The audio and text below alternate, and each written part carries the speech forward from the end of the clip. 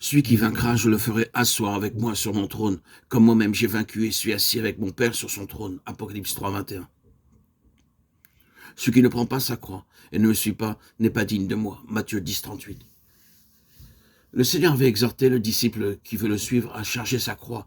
Matthieu 16, 24. Mais ce n'est qu'après avoir passé lui-même par la mort et la résurrection après son retour auprès du Père qu'il expliqua la croix et ses droits sur ceux qui veulent le suivre par l'apôtre Paul, le serviteur qu'il s'était choisi. Il a remarqué que l'apôtre n'exhorte pas ceux à qui il écrit à prendre leur croix, mais celle de Christ, croix déjà victorieuse, par quoi il invite le disciple à partager le triomphe de son Seigneur. La prédication de l'apôtre explique l'appel de l'agneau à porter la croix.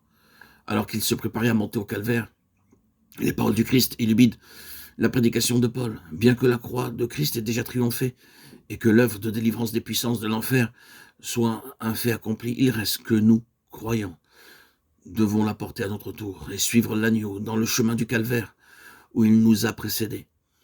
L'appel à la croix, celui qui est mort pour nous et qui maintenant est ressuscité, le fait toujours entendre. Il le fait retentir au fond du cœur de tout racheter. Et c'est en ce monde la seule route possible pour quiconque veut suivre l'agneau. À 5 reprises, nous trouvons cet appel dans les évangiles et chaque fois, quelque nouvelle lumière est projetée sur l'un des aspects de la croix dans la vie de celui qui a répondu à l'invitation du Seigneur. Le chemin de la croix est inévitable.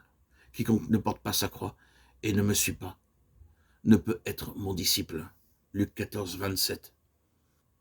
Pour le Christ, le chemin de la croix était inévitable. Et il le savait. Il dit à Nicodème, comme Moïse éleva le serpent dans le désert, ainsi il faut que le Fils de l'homme soit élevé. Jean 3, 14. À ses disciples, il annonce qu'il doit monter à Jérusalem et être mis à mort. Le droit est impératif. Il faut qu'il en soit ainsi, dit-il.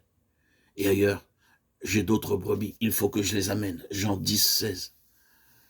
Il faut que je donne ma vie pour les brebis, pour les amener au Père. Y aurait-il pour les disciples un autre chemin que celui que le Christ a suivi? Évidemment non. Le « il faut » résonne aussi dans leur cœur. Il leur faut donner leur vie. Il leur faut prendre la croix ou renoncer à être ses disciples.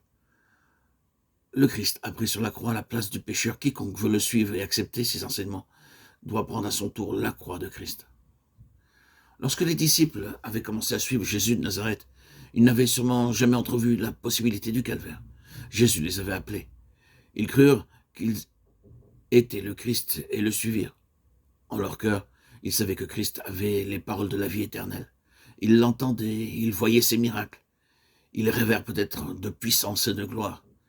Mais jamais, certainement, la croix n'apparut à leurs yeux. Même lorsque Jésus la leur annonça ouvertement, ils ne comprirent pas. Luc 9, 43, 44. Il en va toujours de même avec la plupart des enfants de Dieu. Ils n'envisagent pas la possibilité de la croix. Mais les premiers disciples ne savaient pas ce que nous savons. La tragédie du calvaire ne s'était pas encore déroulée sous leurs yeux. Ceux qui suivent un Seigneur crucifié doivent l'être à leur tour. Ici-bas, la croix. Au ciel seulement le trône.